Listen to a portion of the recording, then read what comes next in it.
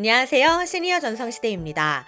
오늘은 간단한 질문으로 시작해 볼게요. 만약 여러분이 평생 컵 하나만 사용할 수 있다면 어떤 컵을 사용하시겠습니까? 1번 유리컵, 2번 플라스틱 컵, 3번 스테인리스 컵. 어떤 걸 선택하시겠어요? 아마 많은 분들이 3번 스테인리스 컵을 선택하셨을 것 같은데요.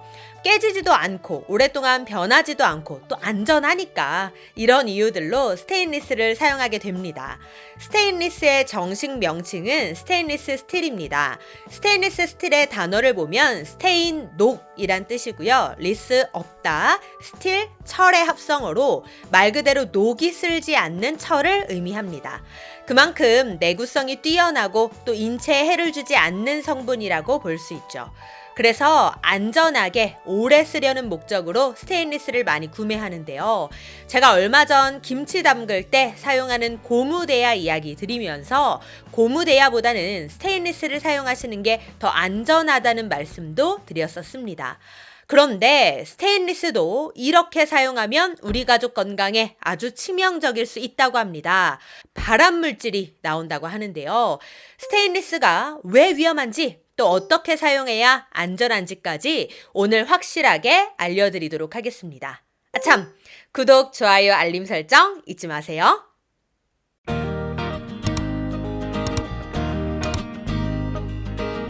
네, 오늘 주제가 좀 충격적일 수도 있습니다. 우리가 사실 그동안 스테인리스만큼은 정말 믿고 사용했는데요. 어떤 분들은 일부러 스테인리스 제품만 구매하시는 분들도 계십니다.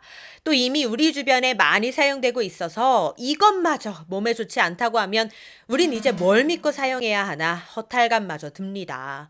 정확하게 말씀드리자면 스테인리스 자체가 위험한 건 아닙니다. 스테인리스는 앞서 말씀드린 대로 내구성이 강하고 또 인체에 영향을 주지 않는 안전하게 사용할 수 있는 재질이 맞습니다.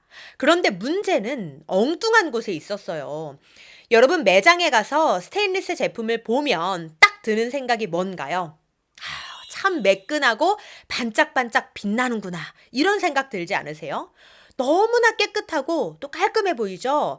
그런데 거기에 함정이 있었습니다. 상식적으로 처음부터 스테인리스가 그렇게 반짝거릴 수는 없겠죠?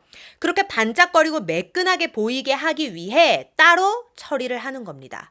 쉽게 말해 연마제로 마무리를 하는 건데요. 그 작업에 쓰이는 물질이 바로 탄화규소입니다.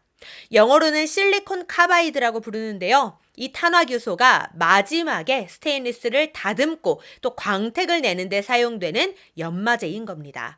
이렇게 탄화규소 처리를 하기 때문에 처음에 우리가 구매할 때 보는 그 반짝거리고 매끈한 스테인리스가 탄생되는 거예요. 그런데 이 탄화규소에서 발암물질이 검출됐다는 겁니다. 네, 정말 발암물질 없는 세상에서 살고 싶네요. 왜 이렇게 가까운 곳에 우리가 자주 사용하는 것들에 발암물질이 늘 검출되는 걸까요? 참 안타까운 현실입니다. 정확히 말하자면 탄화규소는 2급 발암물질인데요. 발암물질 등급을 나눠 놓은 것이 있는데 1군, 2군 이런 식으로 나눠 놓은 거예요. 그 중에 2A군에 속합니다. 1군은 확정적 발암물질을 뜻하고 1군 바로 밑에가 2A군인데 이 2A군은 발암 추정물질에 속합니다. 쉽게 말해 인체에 발암이 있을 것으로 추정되고 예측되는 물질이라는 뜻이에요. 스테인리스 연마제로 사용되는 탄화규소가 바로 2A군에 속하는 발암 추정 물질입니다. 따라서 절대 안심하면 안 되고요. 가급적 섭취하지 않도록 해야 하는 물질인 거죠. 그렇다면 스테인리스를 아예 사용하지 말아야 한다는 뜻일까요? 그건 아닙니다. 다만 스테인리스를 사용하기 전에 이것만 잘해줘도 탄화규소를 제거할 수 있다고 하니 반드시 기억하고 실천하시기 바랍니다. 일단 스테인리스 제품을 처음 구매하면 아마 보신 분들도 계실 거예요. 이 표면에 검은 물질이 묻어납니다. 휴지로 쓱 닦아보면 기분 나쁜 이 검은 물질이 닦이는데요. 이게 바로 연마제로 쓰인 탄화규소라는 물질입니다. 그런데 이 탄화규소가 고약한 게 물에 닿기지도 않고요. 심지어 미세한 분말 형태로 존재한다는 거예요. 그래서 눈에 보이지 않는 스테인리스 홈 사이사이에 박혀가지고 잘 빠지지도 않습니다. 아마 좀 깔끔하신 분들은 스테인리스 제품 구매하시고 사용 전에 물과 세제로 열심히 닦으셨을 텐데 그렇게 해서는 절대 없어지지도 않는다는 거죠. 그럼 어떻게 해야 탄화효소가 제거되느냐? 1단계로 식용유를 준비해 주세요. 이 식용유를 헝겊에 묻혀서 표면에 검은 물질이 묻어나오지 않을 때까지 열심히 문질러 닦아줍니다. 2단계는 베이킹소다를 준비해 주세요. 스테인리스 사이사이에 탄화효소가 박혀 있다고 말씀드렸는데 그걸 빼내기 위해서 베이킹소다로 열심히 문질러 주시는 겁니다. 마지막 3단계에서는 세제를 활용해서 깨끗하게 세척해 주시면 됩니다. 그런데 이렇게 제대로 세척하지 않고 이미 사용해버린 스테인리스 제품은 어떻게 할까요? 이 탄화효소는 이미 사용하고 세제로 몇 번 설거지를 했더라도 아직 남아있는 경우가 많다고 합니다. 그러니 제대로 세척하지 않고 몇 번 사용한 스테인리스 제품이 있다면 헝겊에 식용유를 묻혀서 한번 쓱 닦아보세요. 만약 검은 물질이 아직도 묻어 나온다면 반드시 제대로 세척하시고 사용하셔야 합니다. 특히 겨울철에 많이 사용하시는 텀블러 있죠? 이 보온병.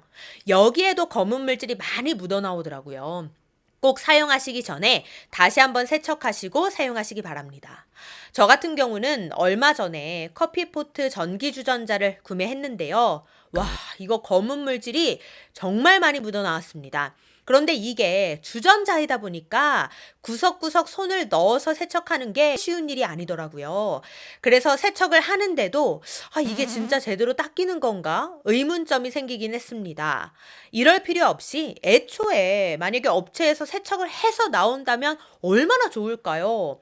그런데 아직 연마제 제거에 대한 규정이 마련된 게 없다고 합니다.